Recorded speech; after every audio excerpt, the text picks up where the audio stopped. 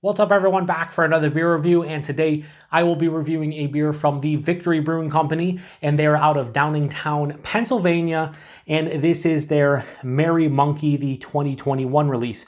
So they're calling this one a Belgian-style ale with cranberry, orange peel, cinnamon, and nutmeg. Comes in at 10% alcohol by volume, 35 IBUs, and at the time of review, this bottle is just over 3 months old. So Merry Monkey, never had this one before, but I've had quite a few in the Monkey lineup, including Golden Monkey, which is the their classic. I've had that one. I've had Sour Monkey, which is one of my highest viewed videos on the channel. I had their White Monkey, which was Gold Monkey aged in white wine barrels. They also have like a Twisted Monkey, a Tart Monkey. They have a whole bunch of different ones. And for this one, on the side here, it says, "And to all a good night." This Belgian-style Holiday Ale combines the beloved flavor profile of Golden Monkey with notes of cranberry, orange peel, cinnamon, and nutmeg to deliver a delightfully smooth finish, perfect for merry gatherings with family and friends. It says malt, Pilsner, and roasted malted barley, and then hops, Cascade, and Tettnang. So yeah, sounds pretty good to me. I enjoy Golden Monkey. It's not like one of my favorite beers, but I enjoy it for what it is. And the Sour Monkey was pretty solid, but nothing crazy. So yeah, I'm hoping this one, has a little bit of holiday cheer to the taste. We'll see. So hashtag proper glassware, almost proper glassware, almost, not quite. Anyway, let's give it a pour here. So this is a big glass. I should be able to get most of it in, and I did successfully. So yeah, that pours out like some kind of Belgian blonde, a little bit darker. A lot of Belgian blondes kind of look like that. They're like that amber, almost rust color. On camera, it's going to be more like an orange. Pretty filtered, but not super crystal clear. About a finger and a half of this off-white, creamy-looking head. Yeah, plays the role. Let's get a nose here. Whew, so definitely getting the Belgian style here. Ooh, big on the banana. Wow, that's crazy banana. I don't remember like Golden Monkey having that much of like a crazy banana nose to it, but that definitely is hitting me. So banana, a little bit of like a clovey, like phenolic yeast thing.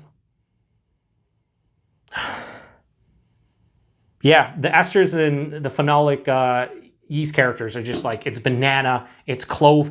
I'm really not picking up on the other spices. This is almost smelling to me like a huge, big, like German Hefeweizen,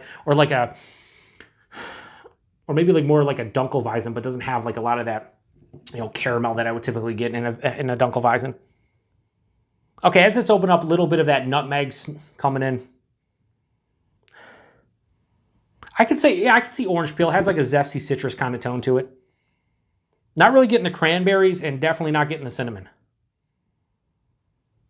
Touch of like caramel or like caramelized sugar. So now maybe a Dunkelweizen. Like this is a Belgian. I think this is a Belgian Strong Blonde. I think is what the base Golden Monkey is. I'm pretty sure. So, or Belgian Strong Golden Ale.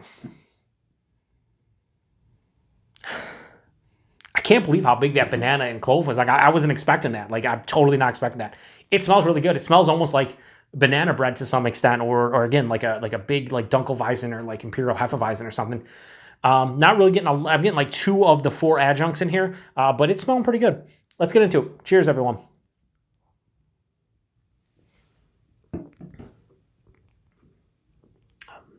Wow. So that just did a 180 in my mouth. That's really nice. Wow, that is really cool. Like, for starters, I'm just going to say right off the rip, it's not amazing or anything, but it's a very nice flavor profile. Like, really nice.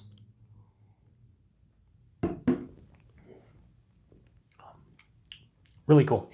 Body at 10%. It's a bit thin. It's like medium body. I'd like to see this higher side of medium, lower side of full. 10%. Like a little bit more of a body to it. So it's a little bit thin from that aspect. The mouthfeel, while very spritzy on the palate, and it's kind of popping on the palate, there was such a smooth finish to this one, and almost a creamy sensation that kind of, Belgians are known for that. It's really nice. I think they've done the mouthfeel proper. Like a carbonation pop up front, and then a nice smooth, almost creamy sensation on the finish. Really nice mouthfeel. The taste, I'm getting a little bit of banana, a little bit of clove, but man, is it not as prevalent as it was in the nose. So right from hit with like a sweet malt, there's caramelized sugar. It's bready, very bready, and very like caramelized sugar-esque kind of tone to it. Right after that, I'm hit with a little bit of dried fruit, like a dried cherry, maybe like a dried, maybe just like a raisin. So like a raisin and a cherry. Middle of the palate, that's where the banana and clove sneak in. And then I am getting the cinnamon, I am getting the nutmeg. It's all of those spices from both the yeast, the phenolic like yeast tones, and also the actual spices they put in here. And then that carries on through the back of the palate. And on the back of the palate, I am hit with this nice, lingering, juicy, slightly tart cranberry, which is why I said it was really cool. I did not get any cranberry in the nose, and then I didn't think I got it on the taste, and then I finished, I was like, that's cranberry, for sure. I guess you could say orange peel at some point, but I'm not really getting it. I was getting it more in the nose. It's definitely a big beer. It's not as stringent on the palate, but man, there's a big warming in my chest, into the stomach. Like, I feel it. You can feel the warmness to this beer. On the palate, it's not like too much. There's no astringency. It's not too warm. It's not, too powerful where it's kind of like, distracting me from the rest of the flavor profile. I like it. It's nice. Is it amazing to me? It's not amazing, but here's the thing. For 10%, it hides the alcohol relatively well. Like I said, chest warming into the stomach, but it's 10%. You don't get anything on the palate, and I always consider that a win. Flavor profile-wise, I'm getting the vast majority of what's in here. Cranberry on the finish. It's not sweet. It's a juicy, tart kind of cranberry finish. Orange peel, not really. Cinnamon, nutmeg, middle to 3/4 of the way through the palate. This finishes with a nice semi-dry finish, mildly bitter, but more of a semi-dry finish. It is sweet, but there's enough dryness to kind of tone it down and say, hey, settle down, sweetness. Get your shit together. Let's not get crazy here. This is not going to be cloying. By the time I finish the rest of this glass, I don't think I'm going to be like, oh man, that was a chore to drink.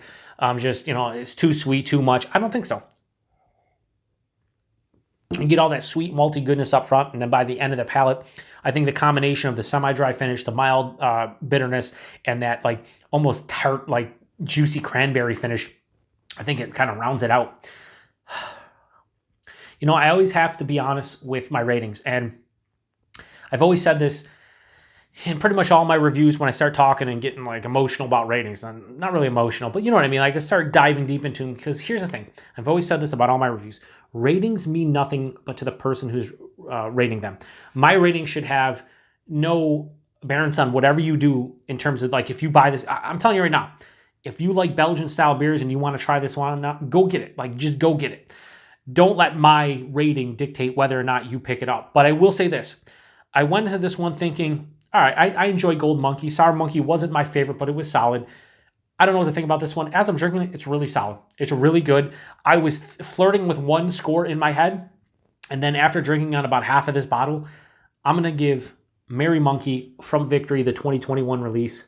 That's getting a straight 4 out of 5. I had like a 3.75 in mind when I first started smelling it and started drinking it, but as I drink on it, I just think this is solid. Don't go into this one expecting anything like mind-blowing or crazy, but maybe, who knows? It's all in the eye of the beholder, right? Like, beer is subjective, so you might grab this one and think, this is amazing, it's a 5 out of 5, and you might grab this one and be like, what are you talking about? It's trash. Give it a 2 out of 5, whatever. We all have different opinions. But for me, drinking this one right now, I'm really enjoying the flavor to this one. The spices aren't too pronounced. I get the cranberry. The only bummer here is I'm not getting the orange peel. And, I want the body to be a little bit bigger. I think if I got the orange peel in the body, this would easily be a 4.25. But a 4 out of 5 is a really good score for this. Bit higher than I anticipated based on the nose and then the first couple sips. But I'm enjoying this one. Like I said, not anything amazing, but really good. Price point availability, price point of these, I think it was like $14, $13.99 was it a 4-pack or a 6-pack? I don't remember. I want to say I paid like $2.79, $3, something. I don't know. I can't remember if it's a 4-pack or 6-pack.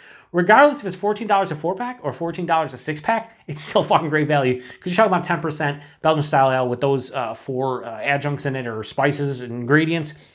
Regardless, I don't remember if it's 4 or 6-pack. But even if you had to pay like $4 for a bottle of this, I think it's worth it based on what's in my glass and now in my stomach.